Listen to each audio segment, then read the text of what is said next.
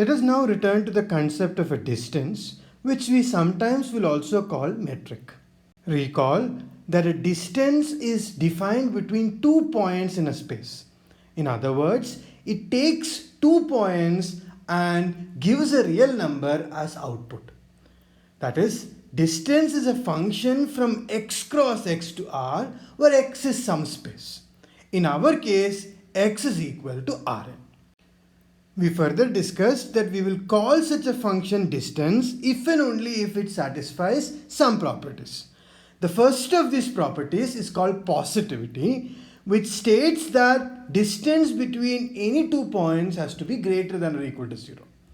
Further, it will be 0 if and only if the 2 points are equal. This is very easy to prove for the distance that we had defined.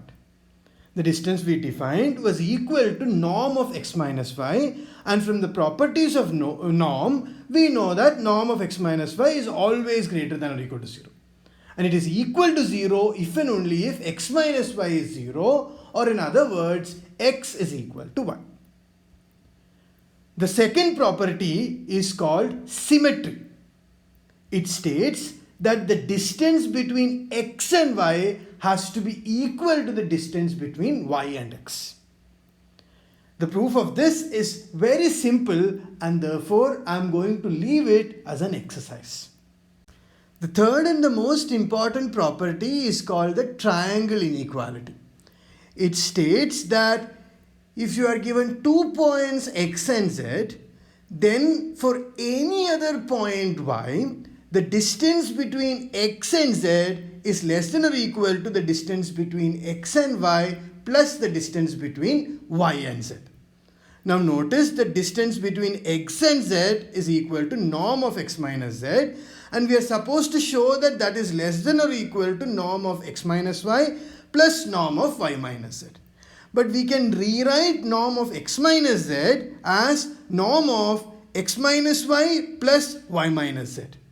So if we name x minus y as a and y minus z as b, then what we need to really prove is that norm of a plus b is less than or equal to norm a plus norm b.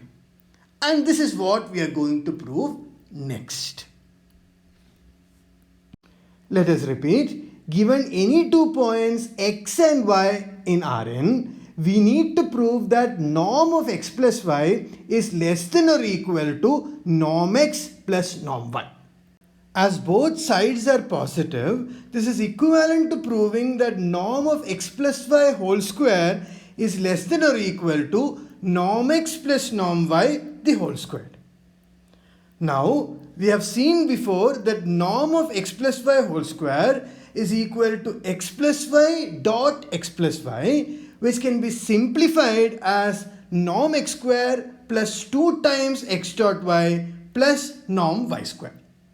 On the other hand, if you look at the right hand side, norm of x plus y the whole square is equal to norm x square plus 2 times norm x into norm y plus norm y square.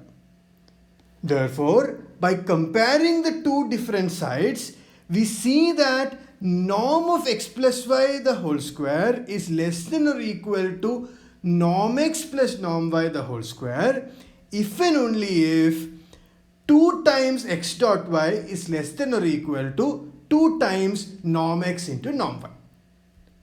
But this can happen if and only if x dot y is less than or equal to norm x into norm y. But notice that if x dot y is negative, this result is kind of obvious.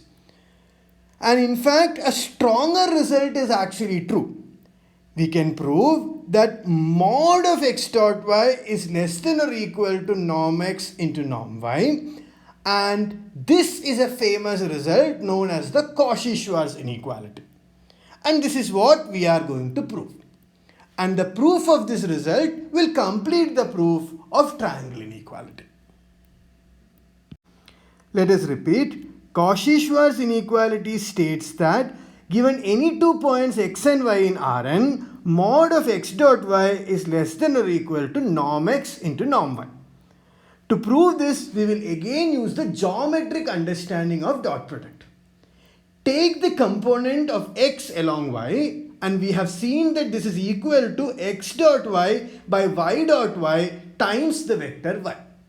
Let us represent x dot y by y dot y as alpha. If you do this, we have seen that x can be written as x minus alpha y plus alpha y. We also know that x minus alpha y and alpha y are perpendicular to each other. Thus, norm x square is equal to x dot x and x is equal to x minus alpha y plus alpha y. Therefore, it is equal to x minus alpha y plus alpha y dot x minus alpha y plus alpha y, which can be written as norm of x minus alpha y the whole square plus 2 times x minus alpha y dot alpha y plus norm of alpha y whole square. As we have seen before, x minus alpha y and alpha y are perpendicular to each other. So their dot product will be equal to 0. Further, norm of alpha y whole square is equal to alpha square times norm y square. As norm of x minus alpha y square is positive, this would imply that alpha square into norm y square is less than or equal to norm x squared.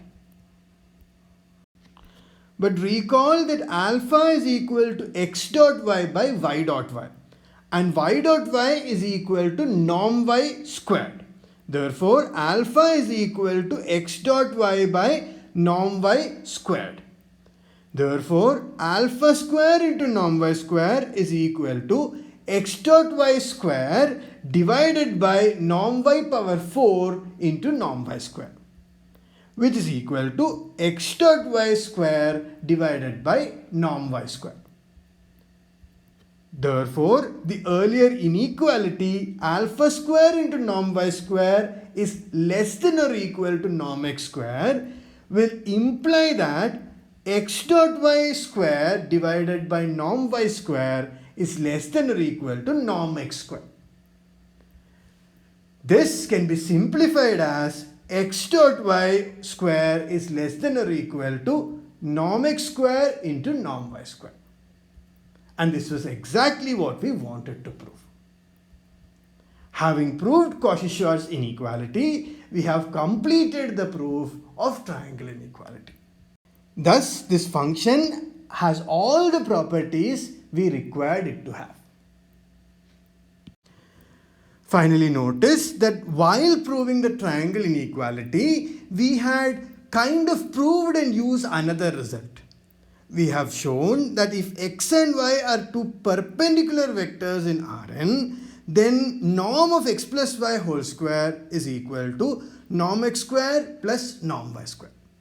Therefore, if you have understood the proof of triangle inequality, you should be able to prove this on your own. And therefore, I am going to leave this as a homework.